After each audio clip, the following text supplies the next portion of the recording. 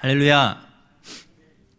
지난 강예권 강도사님 설교를 듣고 그 목소리 톤이 너무 부러웠습니다. 정말 목사님 같은 톤으로 설교했잖아요. 그래서 아무도 모릅니다. 저 혼자 거울을 보고 몇 번 연습했는데요. 잘 안 되더라고요. 저는 그냥 저였습니다. 지난주에 비해서 좀 많이 차이가 나지만 잘 듣는 또 은혜가 되는 시간이 되길 원합니다. 거리두기 단계가 조정됨에 따라서 주일에 정말 많은 성도들이 예배의 자리를 찾아주셨습니다. 그동안 영상으로 예배하면서 현장을 얼마나 목말라 하셨는지 길게는 1년, 짧게는 한 주 만에 만나는 성도들이 너무너무 반가웠어요. 함께 예배함이 너무나도 큰 기쁨이었습니다. 우리 함께 예배하는 지체들과 인사해 보도록 하겠습니다. 이 시간을 기대하며 기다렸습니다. 함께 예배함이 기쁨입니다. 함께 예배함이 기쁨입니다. 결혼을 처음 할 때 저는 결혼은 그저 남녀가 함께 한 가정을 이루는 단순한 것이라고 생각했습니다. 하지만 결혼 생활을 하면 할수록 결혼은 정말 복잡하고 미묘한 것이었어요. 당사자들의 관계만큼 각자의 가족과 대소사를 챙기는 것이 너무나도 중요했기 때문입니다. 내가 아닌 가족의 서운함이 부부관계에 영향을 주기도 하고 너무나도 다른 문화를 이해하는 것이 어려움이었습니다. 늦은 시간 쌓인 집안일을 하고 서로를 이해하며 맞춰가는 것보다 가족들을 돌보고 가족들과 관련된 일을 하는 것이 더 어렵게 느껴졌어요. 처음에는 이런 일들이 이해가 되지 않았습니다. 왜 이렇게 해야 되지? 이게 도대체 우리가 가정을 이루는데, 부부가 되는데, 결혼에 도대체 뭐가 도움이 된다는 거지? 라는 생각을 했어요. 그런데 가족들과 함께하는 시간이 늘어나면 날수록 둘이 하나 되는 결혼의 참 의미가 저에게 깊어졌습니다. 진짜 가족이 된다는 것이 어떤 것인지 알게 된 것이죠. 너무나도 다른 문화 속에 자란 두 사람이 한 가정을 이루는 것이 어떤 것인지 서로의 가족을 챙기고 대소사를 함께하며 알게 됐습니다. 큰 테두리에서 가족이라는 것이 어떤 것인지 나와 아내를 통해 세워지는 가족을 깨닫게 된 것이죠. 우리가 사는 세상의 모든 일들은 이처럼 알면 알수록 복잡한 것 투성입니다. 결혼뿐 아니라 사회생활과 수많은 인간관계들, 자녀 양육까지 단순하고 쉬운 일은 하나도 없어요. 신앙도 마찬가지입니다. 그저 구원의 은혜로 충만한 것이 신앙의 전부인 것 같지만 알고 보면 신앙은 조금 더 복잡하지요.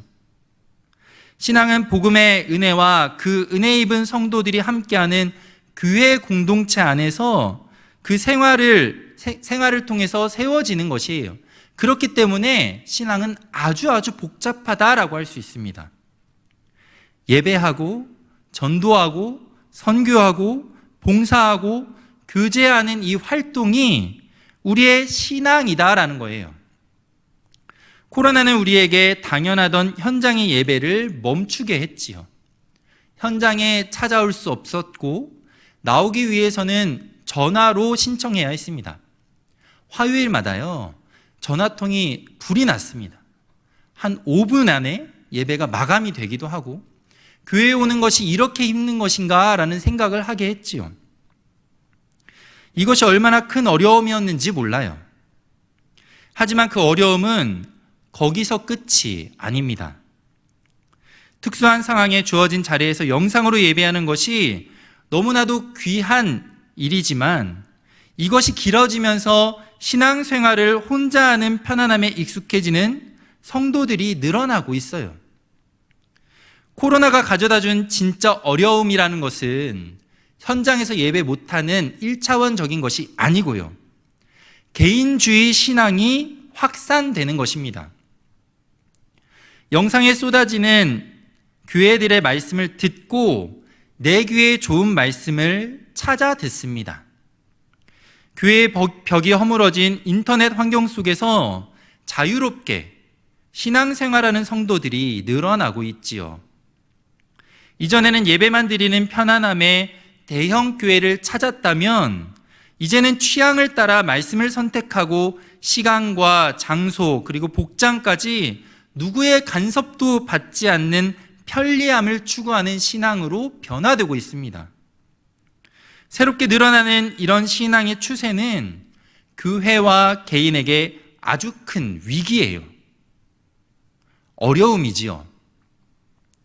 교회의 부정적인 사람들은 교회가 그저 헌금에 치중하여서 성도의 이런 자유를 억압한다라고 말하지만 이것은 신앙의 본질과 더 밀접하게 관련된 문제입니다. 신앙은 무엇일까요? 저는 감히 신앙을 관계라고 말할 거예요. 신앙은 먼저는 하나님과의 관계이고 그리고 이웃과의 관계입니다. 이것이 신앙의 핵심이지요. 죄로 인해 무너진 하나님과의 관계가 복음 진리를 믿음으로 회복되고 예배와 말씀 그리고 기도의 자리들을 통해 더욱 깊어져 갑니다. 하나님과의 관계가 깊어져 가는 것이죠. 또 믿음으로 하나 된 교회 공동체 안에서 서로 진정한 이웃으로 내 것을 나누고 서로를 세움으로 믿음의 정진과 하나님의 창조 질서의 회복을 경험합니다. 이것이 신앙이에요. 바울은 골로새에 쓰는 편지를 마무리하면서 이 신앙의 본질을 우리에게 설명하고 있습니다. 말씀은 예수 그리스도를 구주로 영접한 성도 개개인을 교회로 말하지요. 고린도전서 1장 2절 말씀인데요. 화면에 있습니다. 우리 함께 읽어보도록 하겠습니다. 시작. 고린도에 있는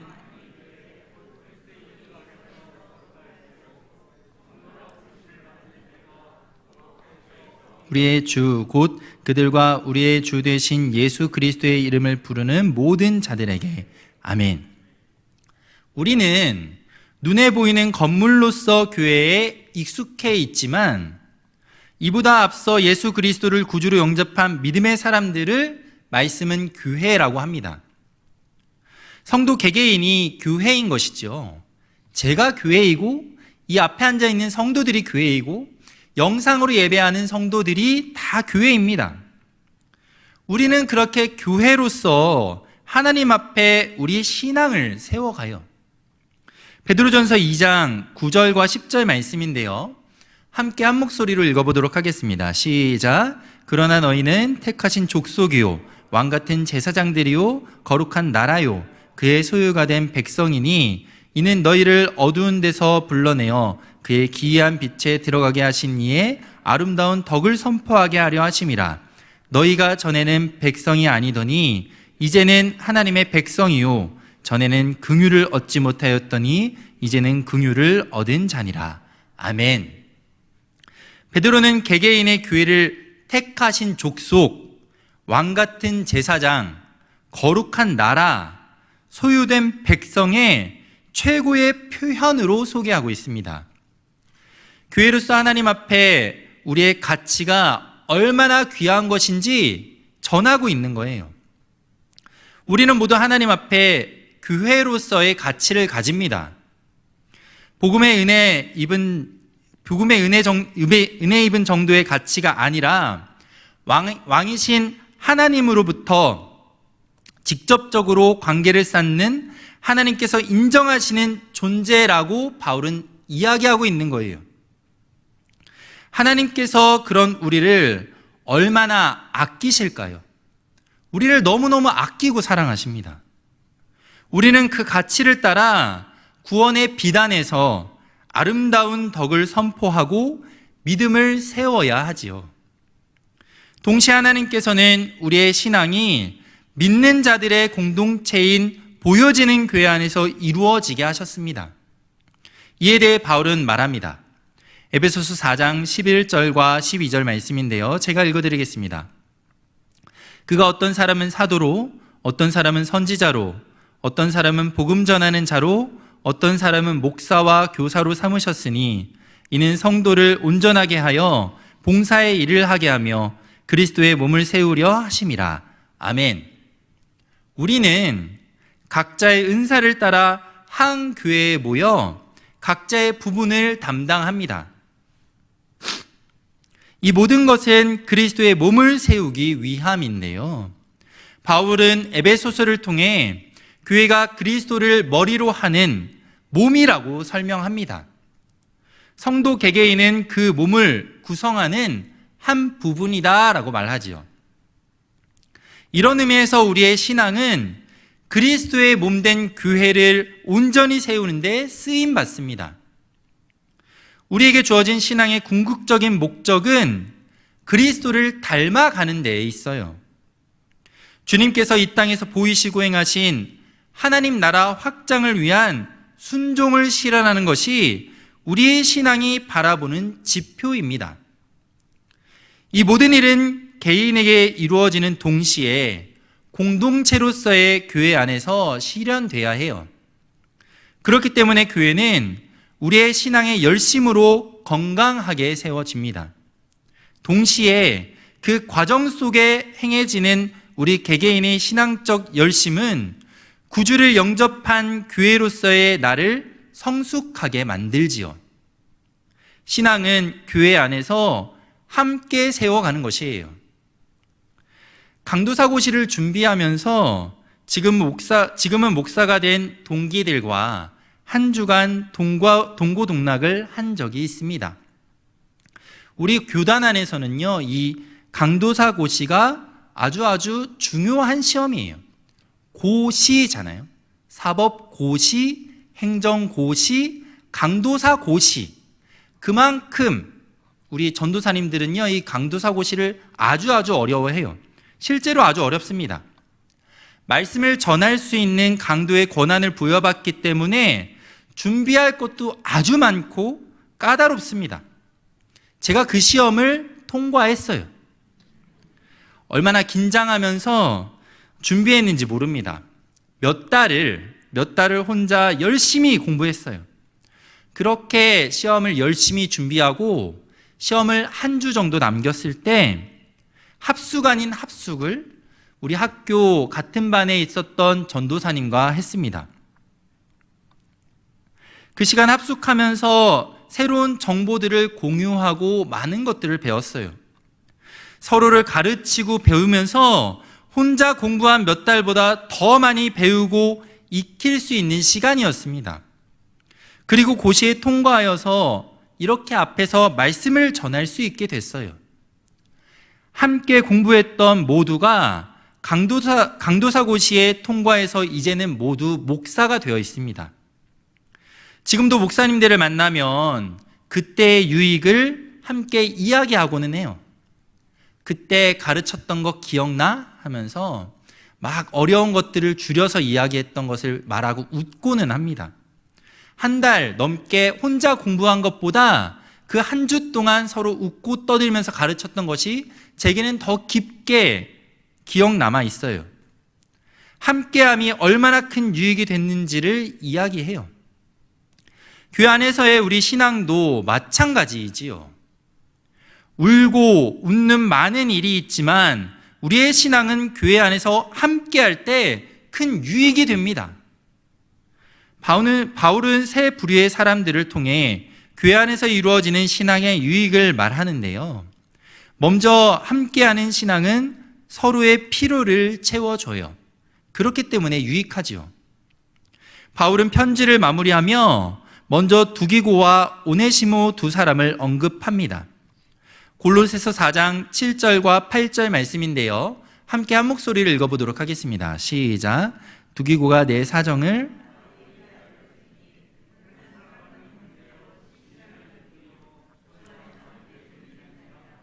내가 그를 특별히 너희에게 보내는 것은 너희로 우리 사정을 알게 하고 너희 마음을 위로하게 하려 함이라. 아멘. 바울은 교회의 리더로 누구보다 복음에 뛰어난 지식을 갖고 있었습니다. 그는 로마의 많은 지역을 돌아다니며 복음을 전했지요. 얼마나 많은 교회를 세웠는지 모릅니다. 하지만 지금 바울의 상황은 그리 넉넉하지 않아요. 바울은 나이도 많고 가택연금으로 어딘가 이동하는 것이 여의치 않습니다. 하지만 그런 바울에게는 동역자들이 있었어요. 두기고는 바울이 에베소에서 3차 선교 사역을 할 때 그를 도우며 바울이 예루살렘 교회의 가난한 성도들에게 연보를 전달하기 위해 예루살렘을 방문할 때 함께 했습니다. 이 방문은, 예루살렘에 방문하는 것은요, 바울뿐 아니라 함께하는 모두에게 쉽지 않은 일이었지요. 사도행전 20장 23절 말씀인데요, 제가 읽어드리겠습니다. 오직 성령이 각 성에서 내게 증언하여 결박과 환난이 나를 기다린다 하시나. 아멘. 바울은 성령의 이끄심을 따라 예루살렘을 향하지만 그곳에는 결박과 환난이 기다린다라고 말합니다. 예루살렘까지의 여정이 여의치 않다라고 말하고 있는 것이죠. 두기고는 그 우여곡절을 바울과 함께 했습니다. 모든 것을 함께 감당했지요. 그렇게 두기고는 바울과 함께하며 크게는 교회를 돕고 작게는 바울을 도왔습니다. 그리고 이제는 바울의 편지를 골로새에 전달하지요. 거짓 교사로 다툼이 있던 골로새 교회에 바울의 동역자 두기고는 비록 교회 안에 진리를 위한 다툼이 있었지만 여전히 교회 안에서 서로가 서로에게 중요하다는 사실을 보게 하는 역할을 했습니다. 힘든 고개를 함께 넘고 각자의 어려움을 나누어서 서로의 필요를 채움으로 유익이 됨을 보여주는 사례였지요. 교회 안에서 우리는 서로의 필요를 채워줍니다. 때로는 물질로, 때로는 기도로, 때로는 그저 어려움을 듣는 것만으로 우리는 그렇게 누군가의 필요를 채우고 또 채워줘요. 교회는 그렇게 신앙으로 필요가 채워지는 곳입니다. 우리 옆에 있는 지체들을 통해 내 신앙이 채워지고 나로 인해 옆에 있는 자들의 신앙이 은혜로 채워지는 곳이에요. 우리의 신앙은 서로의 필요를 채울 뿐 아니라 함께하는 지체들에게 위로가 되기도 하는데요. 골로새서 4장 9절 말씀입니다. 한 목소리로 읽어보도록 하겠습니다. 4장 9절 말씀 시작. 신실하고 사랑을 받는 형제 오네시모를 함께 보내노니 그는 너희에게서 온 사람이라.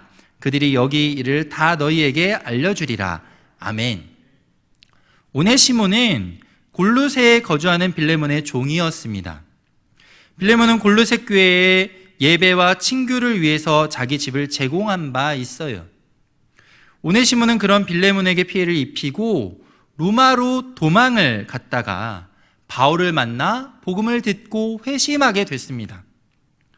빌레몬서에서 바울은 오네시모를 갇힌 중에서 낳은 아들, 유익한 자, 신복이라고 소개하고 있어요. 그리고 골로새에 보내는 편지를 마무리하며 두기고와 같이 사랑을 받는 형제다라고 인정해주고 있지요. 오네시모의 신부는 종이었음에도 불구하고 그를 형제로 인정하며 받아주는 것은 교회 안에서만 가능한 일이었습니다. 그리고 오네시모를 아는 골로새 교회 성도들에게는 큰 위로였지요. 복음 안에서 무익한 종이고 신실하고 사랑받는 형제가 되어서 스스로 바울의 편지를 전하고 나누는 일에 쓰임받는 유익한 종이 됐다는 사실은 골로새 교회 성도들에게 큰 위로가 됐다라는 거예요. 우리는 복음의 능력으로 변화된 삶을 사는 믿음의 사람들의 간증을 듣고는 합니다. 그저 세상의 가치를 쫓아 부와 명예와 성공을 추구하던 인생이 예수 그리스도를 만남으로 변화된 놀라운 일들을 들을 때면 얼마나 감동이 되는지 몰라요. 그 변화가 나와는 상관없지만 내 신앙과 믿음의 유익이 됨을 경험하고는 합니다. 그 이유는 너무나도 간단하지요. 그 간증을 듣는 우리가 자신의 경험을 이야기하는 사람을 통해 그 이야기들을 통해 그 안에서 나를 보게 때문 아니겠습니까? 우리 모두는 하나님 앞에 아무 쓸데없는 무익한 자들이었습니다. 그저 세상 사람들과 같이 세상의 가치를 찾고 또 찾으며 인생의 의미를 세우는 사람들이었죠. 하지만 그 공허한 가치에서 이제는 믿음으로 말미암아 주 안에서 주어지는 인생의 진정한 가치를 알게 됐습니다. 하나님의 자녀로 하나님께 영광 돌리는 아주 값진 인생을 살게 된 것이지요. 이런 의미에서 우리는 신앙 안에 서로를 바라보며 위로를 받습니다. 서로 믿음 안에서 변화되고 성장함을 보는 것이 얼마나 기쁜 일인지 몰라요. 그것이 우리 개개인에게 큰 유익이 됩니다. 뿐만 아니라 한 신앙으로 세상 속에 함께 고군분투함이 우리에게는 위로가 되지요. 골로새서 4장 10절과 11절 말씀인데요. 함께 한 목소리를 읽어보도록 하겠습니다. 시작. 나와 함께 갇힌 아리스다고와 바나바의 생질 마가와 이 마가에 대하여 너희가 명을 받았음에 그가 이르거든 영접하라. 유수도라 하는 예수도 너희에게 문안하느니라. 그들은 할레파이나 이들만은 하나님의 나라를 위하여 함께 역사하는 자들이니 아멘. 10절과 11절에 언급되는 이들은 복음 전도를 위해 함께 쓰임받는 자들이었습니다. 함께한 곳을 바라보는 자들이었지요. 이들은 바울에게 큰 위로이고 또 골로새 성도들에게도 위로이자 힘이었습니다. 최근 제가 좋아하는 운동이 있는데요. 바로 자전거예요. 자전거를 탑니다. 혼자 자전거를 타고 이곳 저곳 많이 다녀요. 실제로 혼자 다니다 보면 멀리 갈 것을 계획하지만 실패할 때가 많이 있습니다. 집을 나설 때는 오늘은 여기까지 가야지 하고 나서지만 정작 자전거 타고 조금 가다 보면요, 왜 이렇게 귀찮은지 또 다리는 왜 이렇게 아픈지 중간에 그냥 돌아올 때가 많이 있습니다. 나를 설득시킬 수 있는 수만 가지 핑계로 중도 포기하고 돌아올 때가 많이 있어요. 그리고 따뜻한 집에서 쉬지요. 하루는 친한 목사님과 서울 시청을 다녀온 적이 있습니다. 여기서 시청까지는 꽤 먼 거리거든요. 한강을 따라 청계천으로 이어지는 자전거 길이 아주 잘 돼 있더라고요. 하지만 먼 길을 가야 했기에 쉬운 여정은 아니었습니다. 혼자 자전거를 타고 갔다면요, 혼자 계획하고 갔다면 저는 분명 중간에 편의점에서 라면 하나를 사 먹고 그 한강 공원에서 파는 라면이 정말 맛있거든요. 그 라면을 하나 사 먹고 집으로 돌아왔을 거예요. 이 정도면 됐어 라고 자기 합리화하며 돌아왔겠죠. 하지만 누군가 저와 함께 하니까요, 그 긴 길이 멀지 않게 느껴졌습니다. 몇 번의 위기가 있었지만 서로 밀어주고 끌어주며 기분 좋게 완주했습니다. 시청에 도착해서 시원한 커피를 나눠 마시는데 돌아오는 길 함께할 사람이 있다는 것이 왜 이렇게 큰 위로가 되는지요? 왜 이렇게 큰 힘이 되는지요? 그 긴 길을 달려갔음에도 불구하고 다시 돌아갈 길이 두렵지 않더라고요.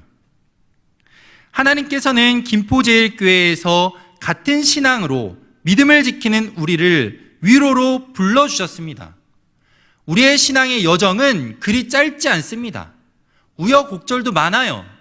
나 혼자 간다면 그 길은 쉽지 않은 길입니다. 하지만 김포제일교회에서 우리로 함께하게 하셨기 때문에 우리는 그 긴 길을, 그 먼 길을, 우여곡절 많은 길을 서로 밀어주고 끌어주고 위로와 힘이 되며 함께 갈 수 있지요. 같은 길을 가기에 우리는 서로를 바라보며 위로를 얻고 힘을 얻습니다. 내 옆에 있는 지체가 그렇게 중요한 지체예요. 그렇게 소중한 사람들입니다. 마지막으로 우리의 신앙이 교회 안에서 함께할 때 우리 안에는 예수 그리스도가 가득 차게 됩니다. 구역과 부서에서 우리는 삶을 나누고는 하지요. 서로 가깝게 알면 알수록 그 깊이는 더 깊고 상세해져 갑니다.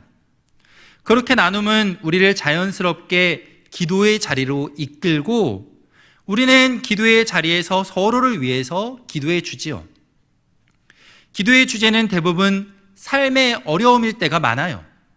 왜 이렇게 기도 제목 좀 알려줘 하면 어려운 일들만 얘기하는지, 육신의 연약함, 경제적인 위기와 인간관계의 어려움, 우리는 그렇게 어려움을 나누고 기도하고 또 기도합니다. 저도 교구를 맡은 교구의 목사로, 청장년부의 목사로 많은 지체들을 위해서 기도합니다. 알면 알수록 기도는 더 간절해져요. 그런데 처음에는 상대의 유익을 위해 기도하는데 가면 갈수록, 하면 할수록 그것이 나의 유익이 된다라는 것을 경험할 때가 많습니다. 기도의 자리를 통해 우리는 예수 그리스도와 더욱 가까워짐을 경험하지요. 더 깊은 교제 속에 함께 하심의 은혜가 우리 안에 짙어집니다. 분명 나는 나에게 기도 제목을 이야기한 그 지체를 위해 기도하는데 기도의 자리에서 내 기도가 아닌 상대를 위한 기도의 제목을 가지고 기도하는데 주님께서 나와 더욱더 가까워지는 것을 경험한다라는 거예요. 그렇게 계속해서 기도하던 기도의 제목들이 각각의 모습으로 응답될 때는 어떻습니까? 그 일 가운데 역사하신 주님의 세밀한 뜻을 알면 알수록 얼마나 은혜로운지 말로 다할 수 없는 감동을 경험하지요. 의심 반, 간절한 반으로 섰던 기도의 자리는 그렇게 우리로 주님을 더 믿고 신뢰하는 신앙의 유익으로 이끌어 갑니다. 그렇게 교회 안에서 서로를 알면 알수록 우리는 내 안에 예수 그리스도가 가득 채워짐을 경험하지요. 서로를 위해 기도하면 할수록 우리는 내 안에 있는 예수 그리스도가 얼마나 큰지, 또 주님께서 나와 얼마나 함께 하시는지를 깊이 깨달음으로 말미암아 우리의 신앙이 주님으로 가득 채워진다라는 거예요. 사랑하는 김포제일교회 성도 여러분, 여러분과 함께한 교회에서 신앙생활 함께한 교회에서 신앙생활함이 얼마나 큰 기쁨인지 모릅니다. 여러분이 저에게 얼마나 큰 유익인지 몰라요. 제가 여러분에게 신앙의 큰 유익이 되길 원합니다. 함께 옆에 있는 지체를 보며 이렇게 고백하도록 할게요. 당신의 모습에서 예수님을 봅니다. 옆에 있는 지체들과 인사해 볼게요. 당신의 모습에서 예수님을 봅니다. 당신을 통해 내 안에 예수님이 채워집니다.